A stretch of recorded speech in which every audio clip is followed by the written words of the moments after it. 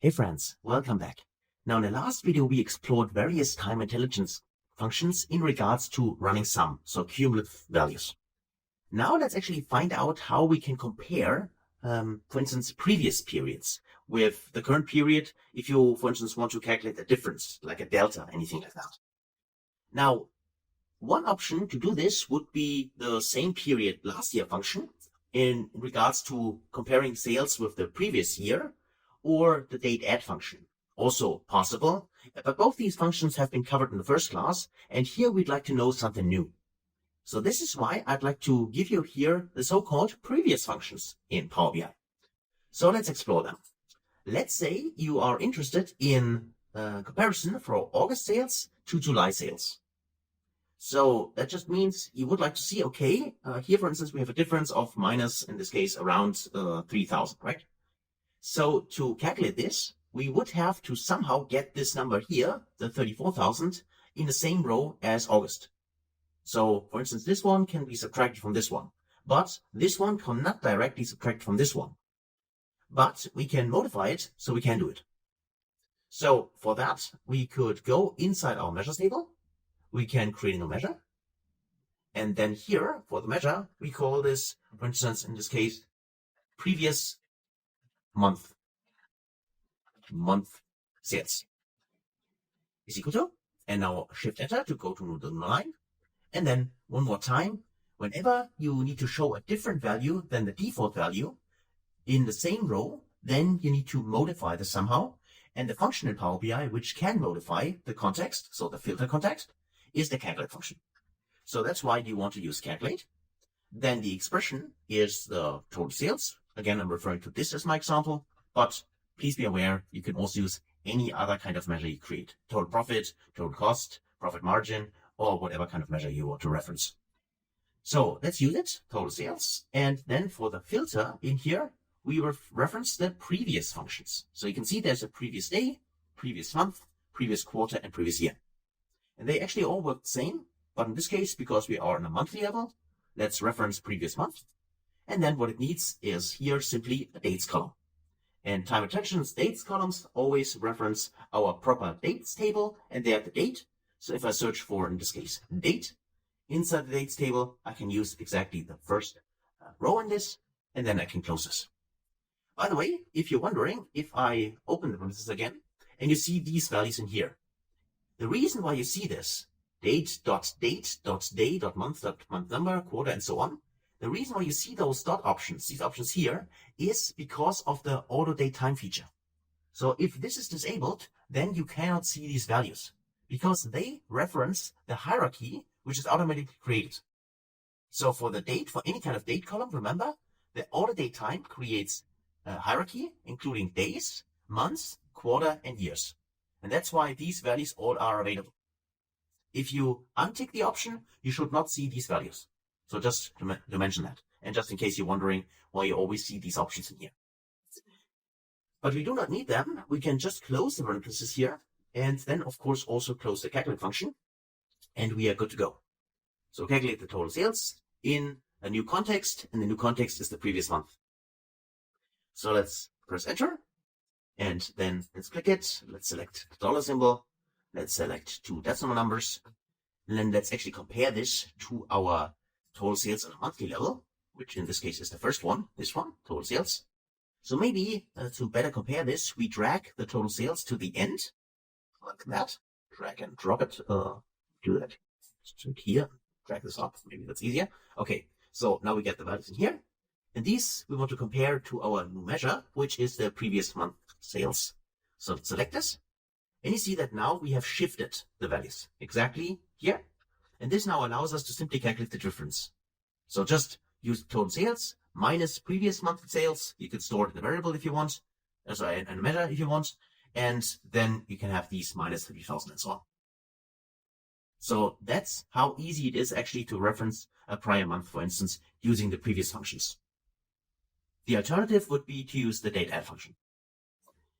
So next to that, let's maybe check out at least one more. Instead of using previous month, let's check out previous quarter and actually also do previous year.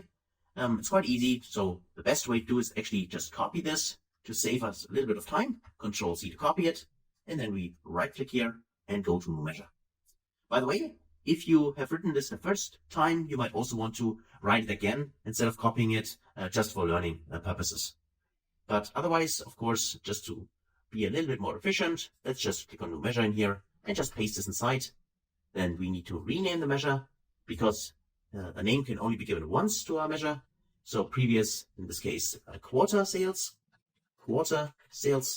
and then all we do is just reference the previous quarter in here. So previous, and then we go to the quarter level. So if you can use here and press the tab key, and then you can get directly the function. So like that.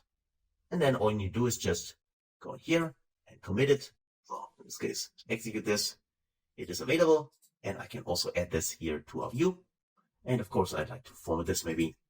Go here, dollar amount, 2 decimal numbers. That's a little bit too much decimal numbers for me. So go in here, and I can see that now it's referenced the prior quarter.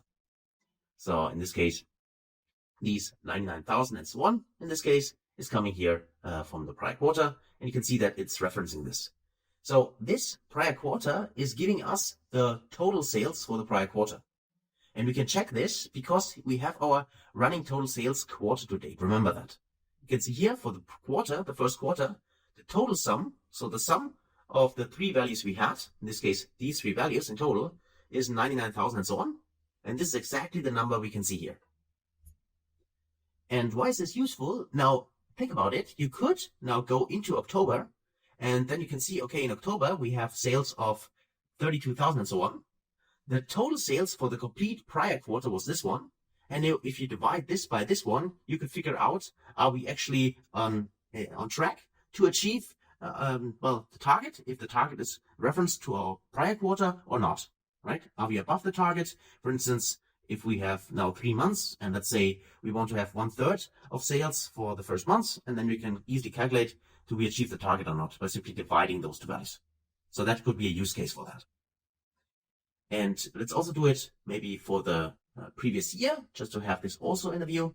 And one more time, we go in here, Control A to copy everything, select everything, Control C to copy it. And then we go to the new measure in here. Let's click on new measure. And then we just paste it inside. And here under previous quarter, we just reference the previous year instead. Like this. Okay. So the formula is exactly the same. It's always calculate because we need to modify the context. We just reference the measure we want to use. In our case, it's total sales. And then we use one of the previous functions in, combination with the dates table date. So always the first column, which contains our unique list of dates. And then we just press here to commit. Of course, I forgot to rename it. So let's actually name this properly and call it year, previous year sales. And then let's actually execute this like that. Okay, there we go. And now let's go inside here and then just use the previous year sales. Let's tick this option here.